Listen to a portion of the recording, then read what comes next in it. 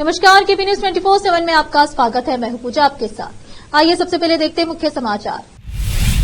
सामने आई एनडीए प्रत्याशी निखिल कुमारस्वामी की हार की वजह, कर्नाटक के डिप्टी सीएम डीके शिवकुमार ने खोला राज। संकट में एमएनए से एक भी सीट नहीं जीत सकी राज ठाकरे की पार्टी, अब अस्तित्व पर मंडराया खतरा, ईसी का कर सकता है कार्रवाई। महाराष्ट्र में फिर निकला ईवीएम का जिद, कांग्रेस एनसीपी नेताओं ने फोड़ा ठिकाना, भाजपा ने कसा तर्ज। संभल में मस्जिद सर्वे पर बवाल, अब तक 4 की मौत, 20 घायल, 12वीं तक के स्कूल और इंटरनेट बंद। ममता बनर्जी के आवास पर तृणमूल कांग्रेस आज शाम को करेगी अहम बैठक।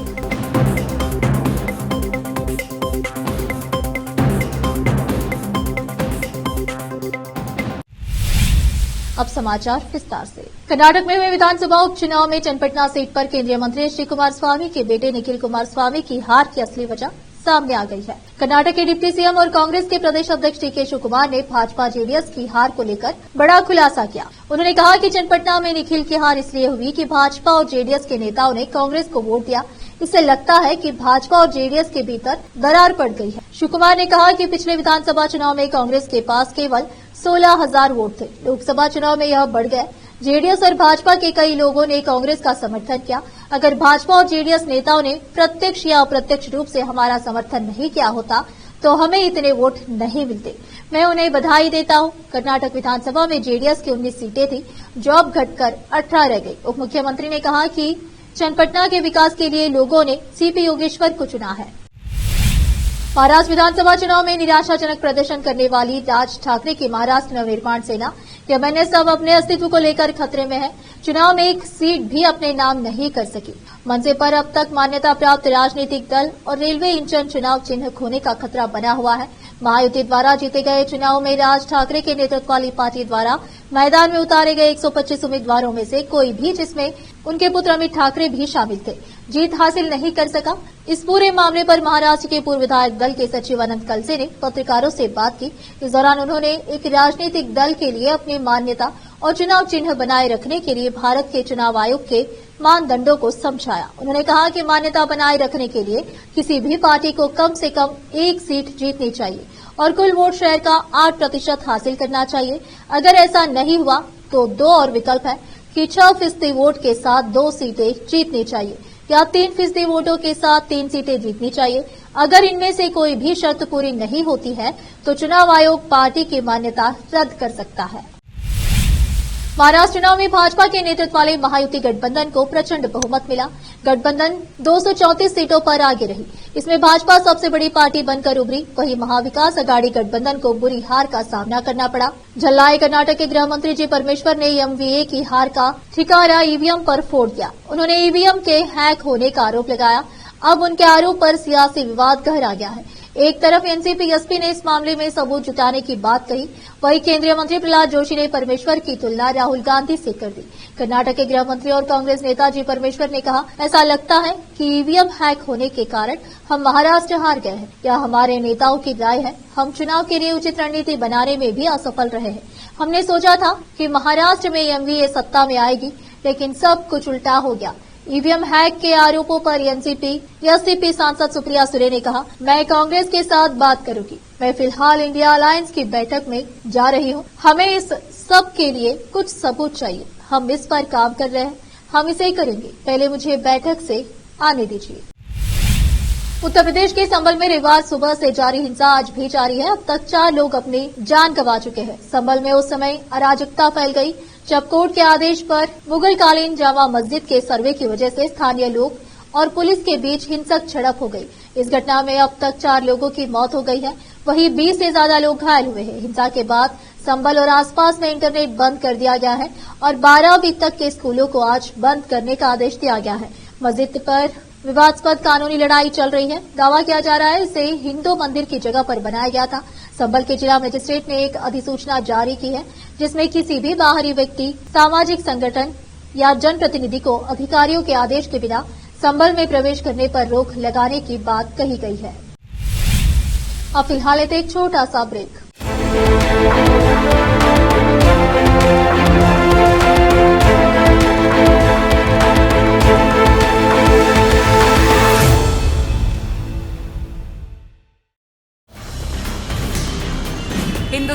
हर कोने में हम हैं मौजूद।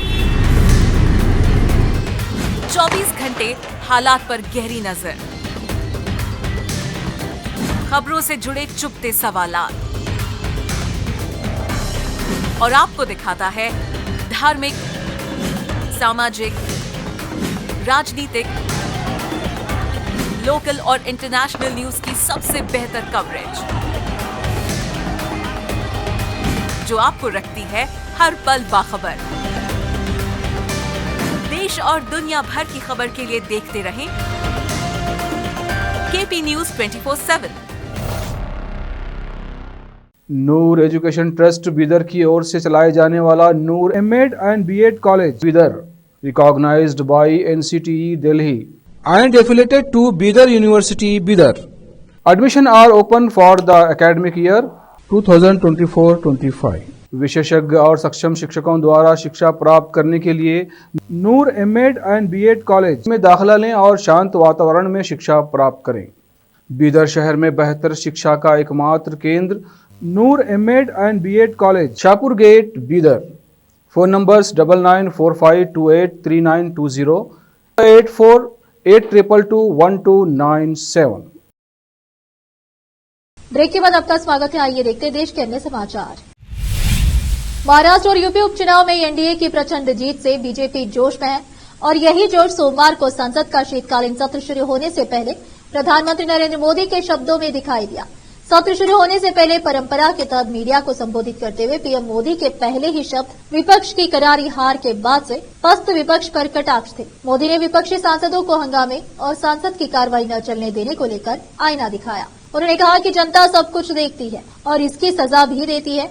उन्होंने संसद में विपक्षी सांसदों से स्वस्थ चर्चा में हिस्सा लेने की अपील की। मोदी ने विपक्षी सांसदों को सुनाते हुए कहा, कुछ मुट्ठी भर लोगों के हुड़दंगबाजी के जरिए संसद को कंट्रोल करने का लगातार प्रयास किया जाता रहा है। ऐसे लोगों को जनता ने भी अस्वीकार किया है। इंडियन कोस्ट गार्ड ने अंडमान के पास समुद्र से 5 टन ड्रग्स पकड़ी है। अधिकारियों ने सोमवार सुबह बताया कि इंडियन कोस्ट गार्ड ने 5 टन ड्रग्स जब्त की है और इससे पहले कभी इतनी बड़ी ड्रग्स की खेप नहीं पकड़ी है। इस ड्रग्स मछली पकड़ने वाली एक नाव से मिली है। तस्करों ने सोचा था कि मछली पकड़ने वाली नाव में ड्रग्स लाने से कोस्ट गार्ड को कोई शक नहीं होगा। कोस्ट गार्ड के अधिकारियों ने अभी ये जानकारी नहीं दी है कि ड्रग्स की किस्म क्या है। ड्रग्स की किस्म का पता लगने के बाद इसके अंतर्राष्ट्रीय बाजार में कीमत के बारे में पता चल पाएगा। मामले में पूछताछ और गिरफ्तारी को लेकर भी कोई जानकारी नहीं दी गई है। अधिकारियों ने कहा कि मामले की जांच के बाद ही जानकारी दी जाएगी। टीएमसी सुप्रीमो ममता बनर्जी की अध्यक्षता में आज शाम 4 बजे उनके कालीघाट स्थित आवास पर महत्वपूर्ण बैठक का आयोजन किया गया है। तृणमूल कांग्रेस की अध्यक्ष ममता बनर्जी राष्ट्रीय कार्यकारिणी समिति की बैठक की अध्यक्षता करेंगी। हालांकि इसमें दिलचस्प बात यह है कि बागी राज्यसभा सांसद सुकेंदु शेखर रॉय को समिति में होने के बावजूद बैठक में शामिल होने के लिए नहीं कहा गया। बता दें कि सुकेंदु शेखर रॉय आर्थिक घटना के दौरान सुर्खियों में आए थे जब उन्होंने टीएमसी के नेतृत्व वाली राज्य सरकार के खिलाफ खुलकर बात की थी। वहीं दूसरी ओर बीरभूम के बाहुबली नेता और टीएमसी नेता अनुव्रत मंडल के जेल से बाहर आने के बाद आज बैठक में शामिल होने की संभावना है। साथ ही अभिषेक बनर्जी भी इस मीटिंग में शामिल होंगे। उत्तराखंड पुलिस को नया मुखिया मिल गया है। 1995 आईपीएस बैच के अधिकारी दीपम सेठ राज्य के 13वें पुलिस महानिदेशक बनाए गए हैं। दीपम सेठ के पुलिस महानिदेशक बनाए जाने का आदेश गृह विभाग ने जारी किया है। इससे पहले दीपम सेठ केंद्र में प्रतिनियुक्ति पर थे, वहां आईटीबीपी के पद पर तैनात थे। इससे पहले उन्होंने एसएसबी में प्रतिनियुक्ति पर करीब 6 साल काम किया। 1995 बैच के आईपीएस अधिकारी दीपम सेठ केंद्र में आईजी आईटीबीपी के पद पर तैनात थे। उसके बाद वह एसएसबी में एडीजी के पद पर तैनात रहे।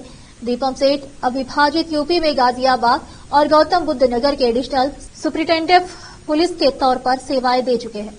वह आगरा के नगर पुलिस अधीक्षक के रूप में भी सेवाएं दे चुके हैं।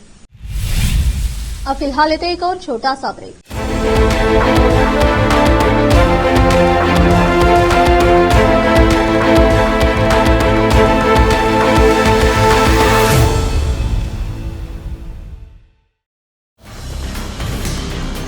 हिंदुस्तान के हर कोने में हम हैं मौजूद। 24 घंटे हालात पर गहरी नजर, खबरों से जुड़े चुपते सवालात, और आपको दिखाता है धार्मिक, सामाजिक, राजनीतिक, लोकल और इंटरनेशनल न्यूज की सबसे बेहतर कवरेज, जो आपको रखती है हर पल बाखबर।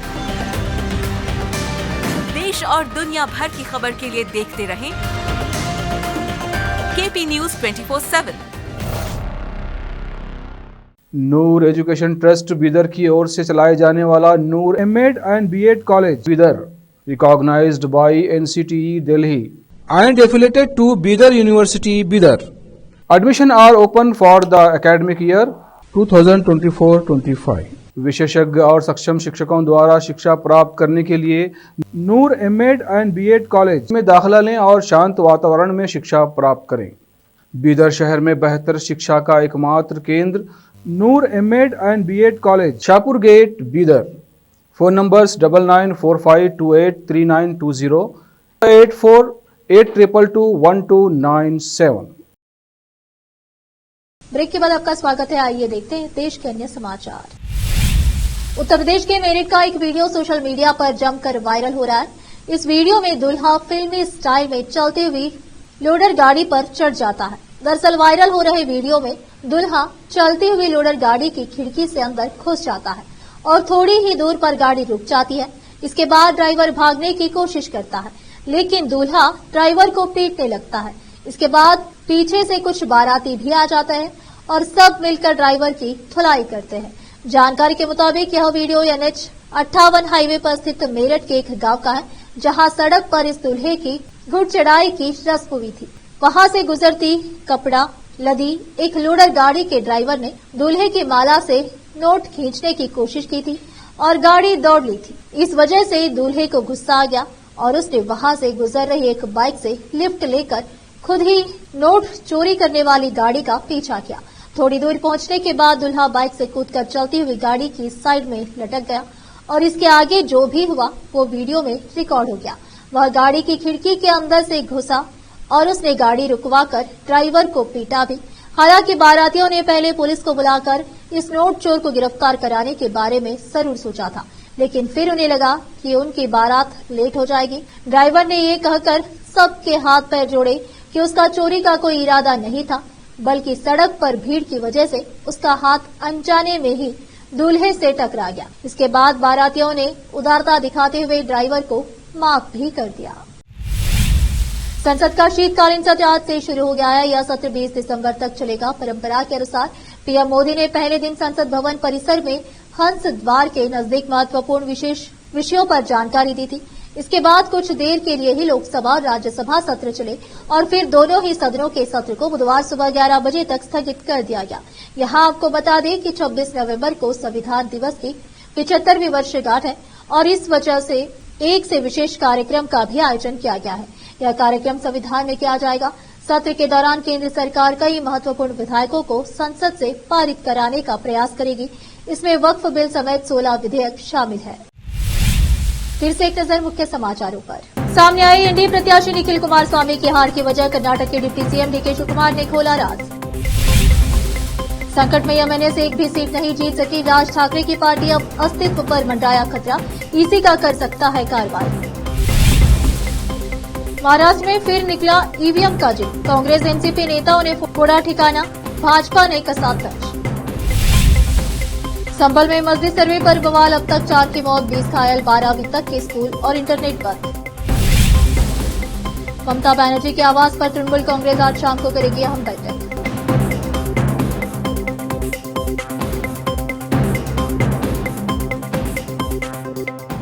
केपी न्यूज में इस वक्त के लिए इतना ही। देश प्रदेश के समाचारों के लिए देखते रहिए आपका अपना चैनल केपी न्यूज 24/7। धन्यवाद।